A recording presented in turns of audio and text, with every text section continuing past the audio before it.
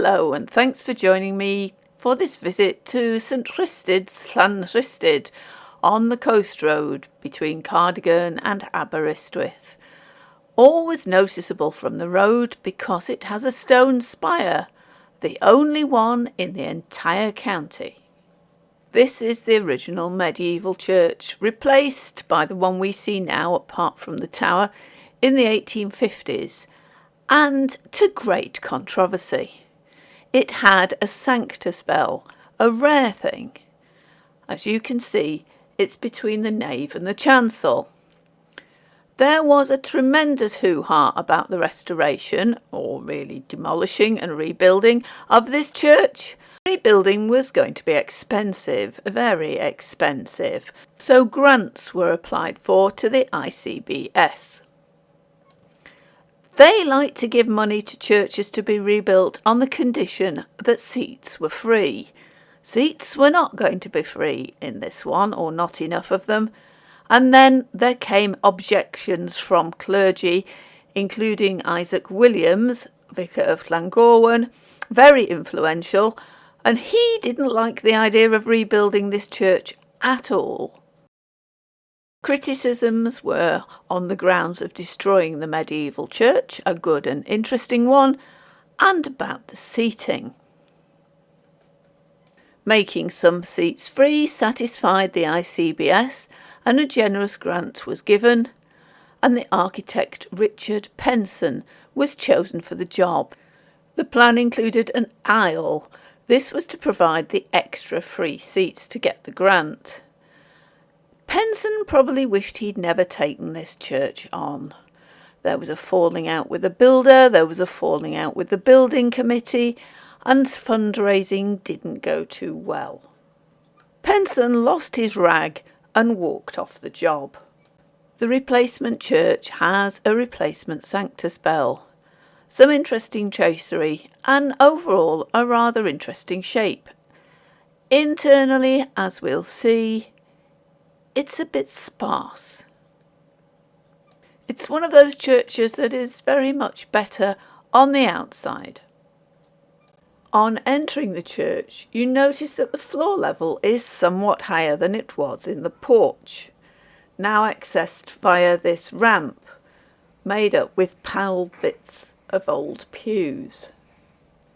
The church is very light and spacious and airy. The first thing we see is the aisle with those extra free seats. The tower has a new tower arch and new windows, but you can see from the vault that it is the original medieval tower. Not all the original seating is required anymore, so with the removal of some pews, a useful space has been created at the back by a little reordering. There wasn't money to throw at decorating the inside of the church, so it's rather bare, and the chancel was remodelled in the 20th century with a cold, clinical and unexciting finish. The Victorian stained glass jars somewhat, but it does give a bit of colour to this otherwise beige space. Given more money, better circumstances, a more reliable builder, and less opposition, Penson could probably have made this church glow inside. But the few Victorian details that remain are largely the result of the donation of stained glass or memorials. It's a case of what might have been rather than what is.